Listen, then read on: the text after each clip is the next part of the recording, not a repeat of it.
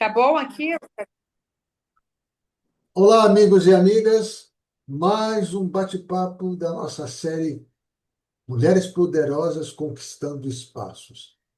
Aquelas mulheres que a gente, como eu sempre gosto de falar em todo o início do nosso bate-papo, não é um bate-papo informal, mas o que é importante é que as convidadas, no que eu digo, aqui me deram o prazer e a honra de estar conversando com elas, são pessoas que não são super mulheres, não são mágicas, não têm uma varinha para fazer, nem andam de é, vassouras, tá? Não tem.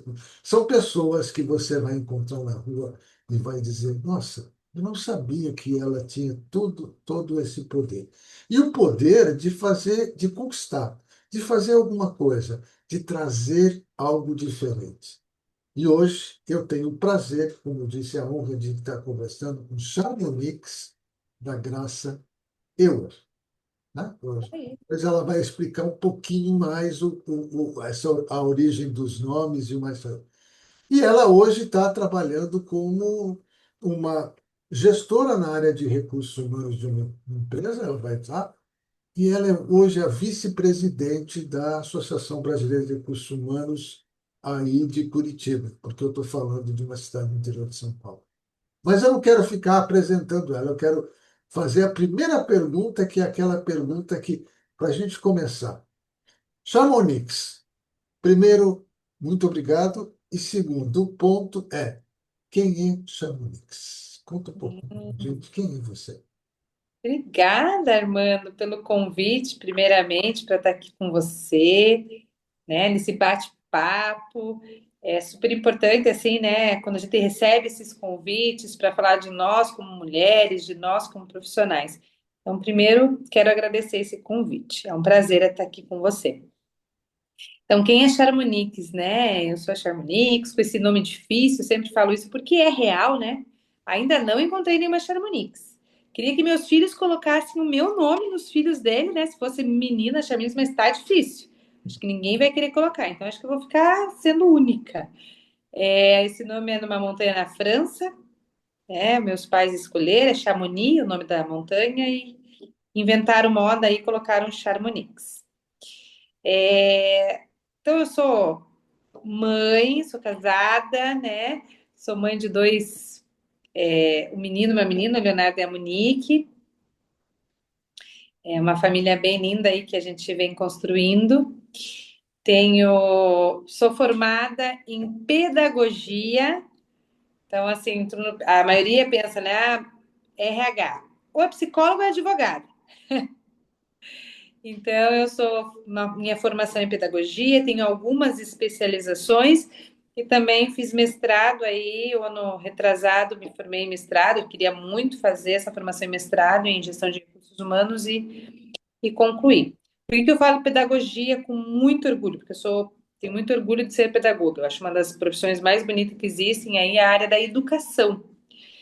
E hoje a minha área de educação, fui durante quase 10 anos lecionei em escola, mas hoje eu falo que eu trago a educação também para dentro da organização. E eu acho isso uma tarefa difícil, árdua e bonita. Legal, legal. Então, essa sou eu, Armando. Bom, eu preparei algumas perguntas para você, mas tem uma pergunta que essa é básica que eu faço para todas as convidadas que estão aqui.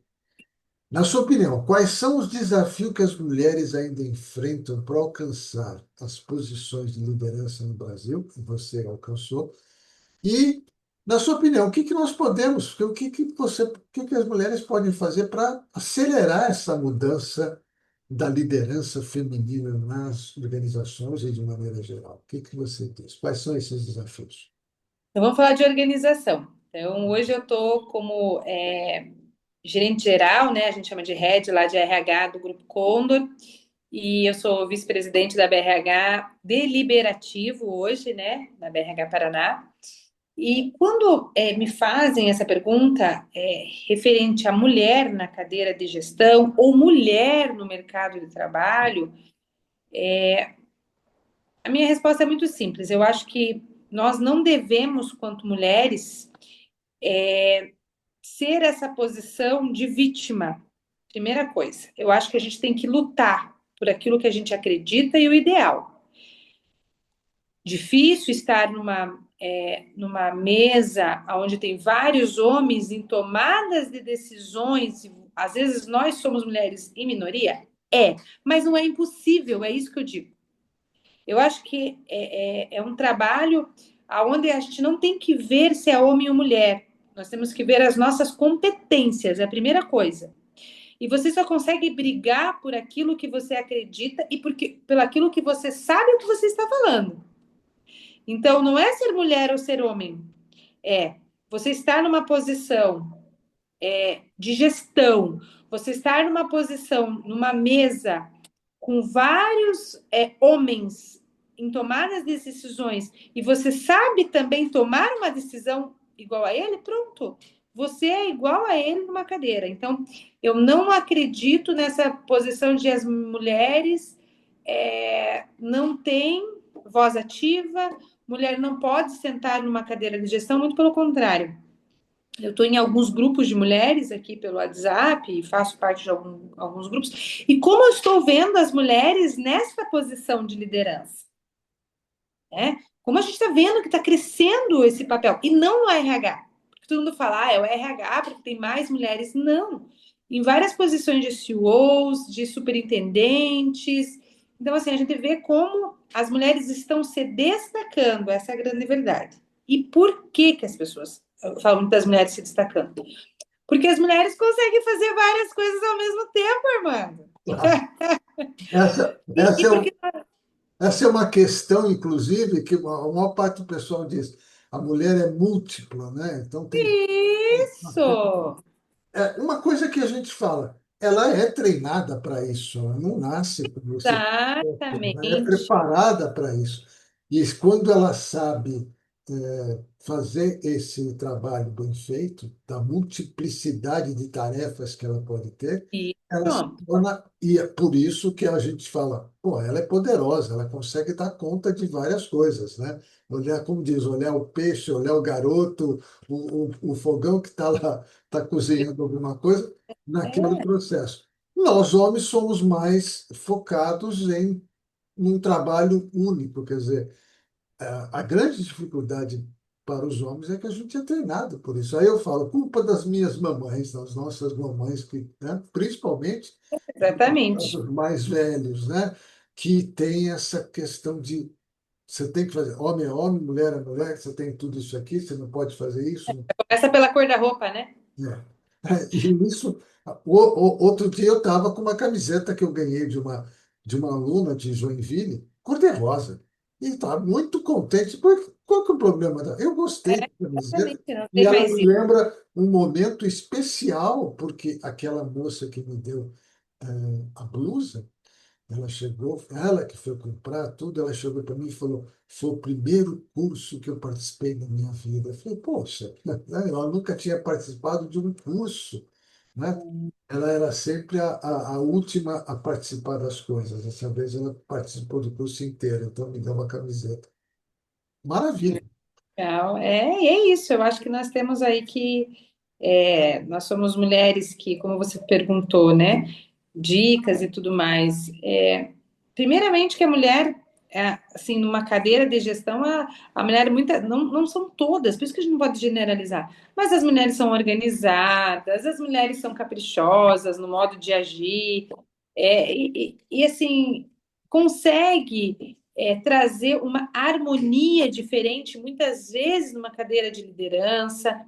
Então, assim, eu não gosto de falar de competição entre homem e mulher. Eu acho que os dois têm que andarem juntos. Estão numa cadeira ali de decisão, vamos tomar uma decisão juntos. Porque Não é porque é mulher, porque você é mulher, tem mais sentimento. Sim, temos. Que bom, que orgulho de eu ter mais sentimento do que o homem. Não tenho vergonha nenhuma sobre isso. O que eu não gosto, Armando, que me incomoda muito ainda, é que eu já escutei de mulheres, e eu, assim, fico apavorada para sentar numa cadeira de gestão, junto com vários homens para tomar a decisão, você tem que se igualar a ele até no modo de se vestir, porque se você coloca um vestido, você não é bem vista. Não, não, senhor, eu vou vestir a roupa que eu quiser, eu vou estar do jeito que eu quiser, porque não é a roupa que eu visto, não é a forma que eles têm que me olhar. É a competência que está em cima da mesa. Eu já comentei, inclusive, eu já comentei uma vez, inclusive, aqui com uma outra convidada, de que eu teve uma época que eu tinha uma chefe, né, quando eu trabalhava no Banco Central, mulher, mas que ela queria ser igual a um homem. Foi a pior chefe que eu já tive na minha vida. Era terrível. Nós Escutei isso, não, tínhamos que tem que falar brigávamos o tempo todo, porque eu falava, não, não é nada disso. Que ela tinha que ser daquele jeito é, extremamente rígido, né? Porque na cabeça dela, para ela conseguir competir com os homens e ficar numa e posição, uma posição igual, né? ela tinha que ser igual a eles. E jamais ia conseguir fazer, né? Isso que era importante. Tá Segunda aí. pergunta, minha amiga. A segunda pergunta diz respeito a sua trajetória, agora sim, os seus Hum, pontos marcantes da sua vida. Você chegou até aqui hoje e aí você teve alguns pontos marcantes. Você podia contar alguns deles da sua trajetória? Quais são aqueles pontos que você falou, olha, isso aqui não dá para esquecer, isso aqui foi. na verdade, eu sempre quis ser professora. Essa é a grande verdade, né? Eu acho, ainda insisto dizendo que é a profissão mais linda que existe da educação é ser professora. Mas no meio do caminho eu abri uma escola, Armando, então eu já Opa! tive uma escola e tudo mais. Mas eu acho que eu me achei na organização. Eu comecei como atendente, para falar a verdade, de uma organização de telefonia, e daí de lá eu fui crescendo, crescendo. E qual é o ponto crucial em tudo isso? Sabe quando a gente fala do homem ou da mulher na cadeira de gestão? Eu não sinto isso, mas eu sinto a competição entre as pessoas, homem e mulheres, mas não na cadeira, de todos os sentidos. Você está dentro de uma organização, eu acho, como você me perguntou, quais são, né, as dificuldades? Várias, porque é uma competição o tempo todo para quem vai cair eu assumir. Isso é muito triste dentro das organizações. Eu passei por vários problemas assim de as pessoas não acreditarem no potencial. Uhum. E eu sempre fui uma pessoa que corria atrás e não para mostrar para os outros, para que eu mesma crescesse, para que eu mesma sempre quis estudar, sempre quis me desenvolver, sempre quis estar fazendo alguma coisa que eu goste. E eu ainda sinto muita essa cobrança assim das organizações dessa não união e sim dessa competição muito acirrada ainda. Então, se você me perguntar o que mais da minha carreira eu tive dificuldade foi dessa competição forte entre as pessoas, né, para que eu pudesse chegar até aqui. E eu sempre fui uma pessoa muito simples e sempre trabalhei demais na minha vida, desde novinha, para falar a verdade. Então, algo muito positivo que eu acredito na minha pessoa que eu falo nunca tive vergonha de fazer qualquer coisa, de trabalhar com, né, vendendo Barça, que eu já vendi, vendendo Natura, vendendo bolo para minha mãe, entregando papelzinho de almoço para o meu pai. Então, eu nunca tive vergonha de trabalhar. Muito pelo contrário. E até hoje eu não tenho, para falar a verdade, Armando. Se for para me ajudar qualquer colega a fazer alguma coisa, eu vou fazer. Então, eu acho que é um dos pontos que eu falo na minha vida é esse. É, essa desarmonia assim dentro das organizações, essa competitividade é um ponto muito negativo. Mas eu acho que a gente não tem que deixar isso à frente. Acho que a gente tem que lutar pelo que a gente quer, pelos ideais. E eu sinto assim nas pessoas que as pessoas às vezes desistem por causa disso, Sim. né? Eu saí daquela empresa porque não está bacana, porque as pessoas estão tratando mal, ou as pessoas querem que a pessoa caia e eu tô com medo. Não, enfrenta a barreira. Vai lá, você não estudou para isso? Eu sempre faço essa pergunta para mim. Eu não estudei para estar aqui? Então eu vou enfrentar. Não, não tem que me tire, não tem que me tire meu conhecimento. Então eu vou enfrentar todas as barreiras, mas com humildade.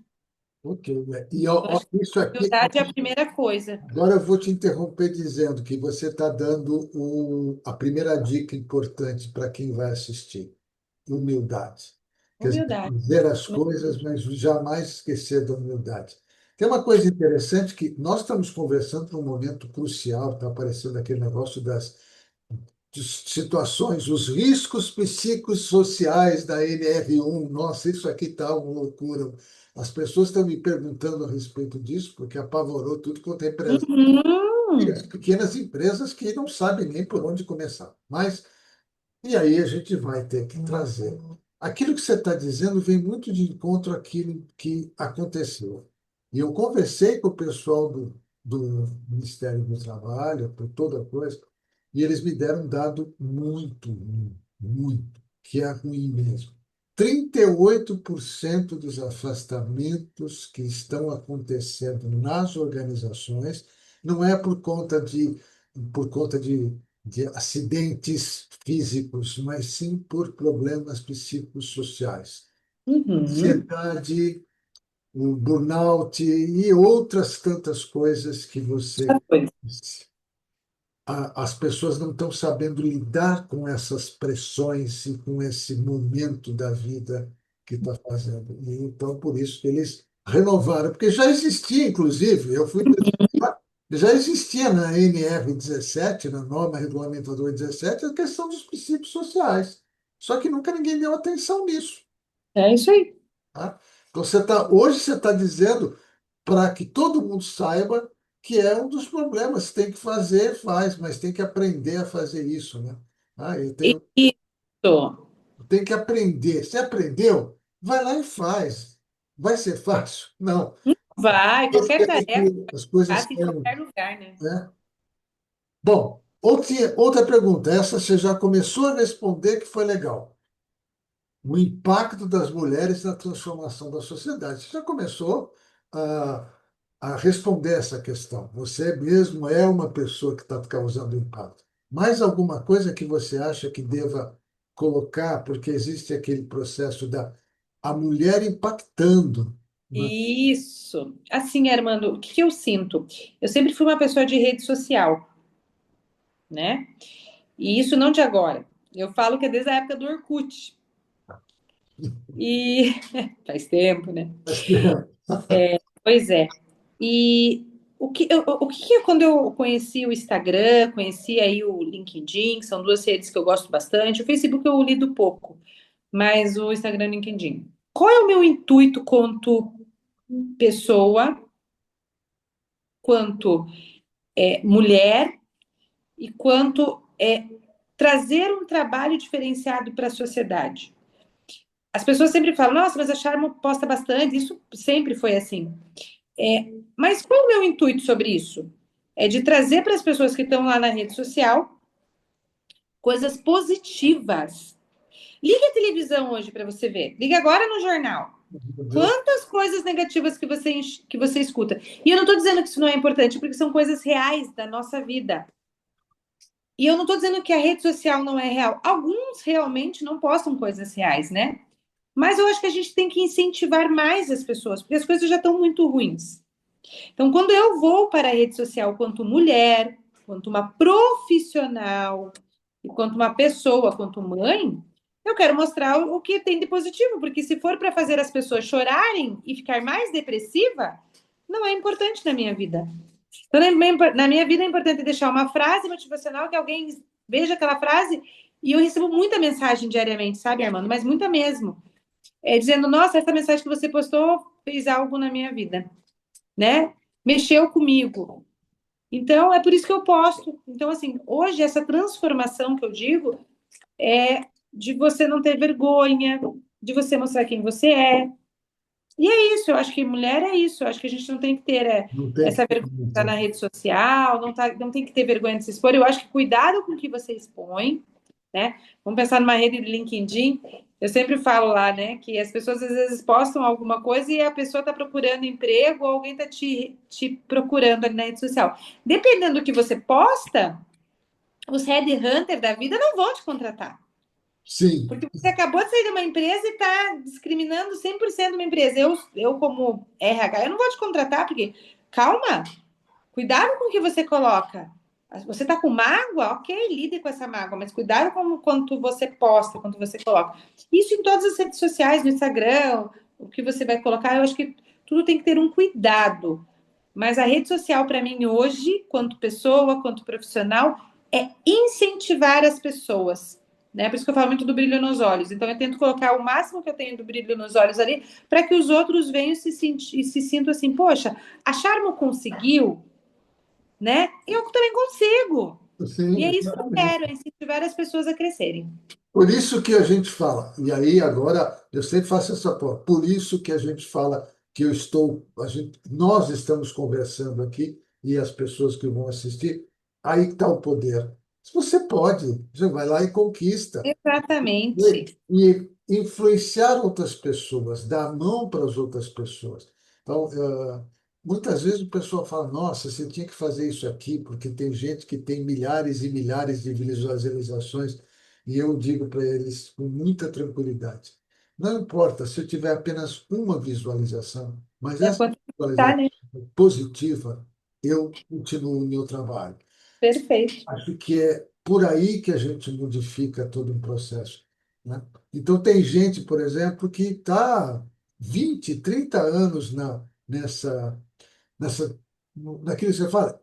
Você falou do Orkut, só para falar uma coisa para você interessante.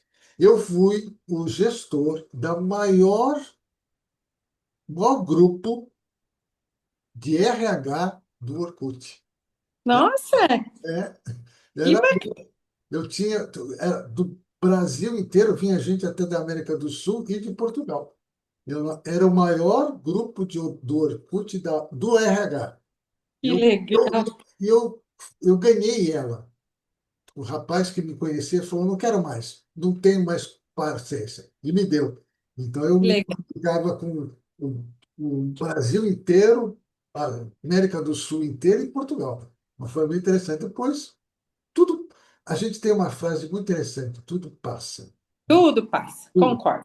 Bom, vamos estar chegando já no nosso finalzinho, porque a outra pergunta você já respondeu, né? E isso é gostoso, porque quando o papo é informal, você vai respondendo e dá lá. Mas a última pergunta, seria a pergunta que eu gosto muito, é as dicas que você dá, que você gostaria de dar para as mulheres para que as coisas pudessem acontecer. Você já deu algumas dicas e foi muito interessante, mas eu acho que é importante a gente agora, fechando, que dicas, tá, você daria ou você dá para as mulheres, tá, que desejam quebrar barreiras? A ideia é essa. Preciso quebrar É. barreiras. Eu não gosto, na palavra não é conselho, né? Eu não gosto muito dessa palavra. Que dicas você dá para as mulheres que precisam quebrar as barreiras e entrar nesse mundo das mulheres poderosas, né? Então, nesse mundo, né? Quais são as dicas, ou acrescentando para a gente encerrar o nosso bate-papo? É. Assim, ó, primeiro, as pessoas falam nesse poder, né, de mulher poderosa, mulher, né? Assim, eu me vejo uma mulher poderosa assim.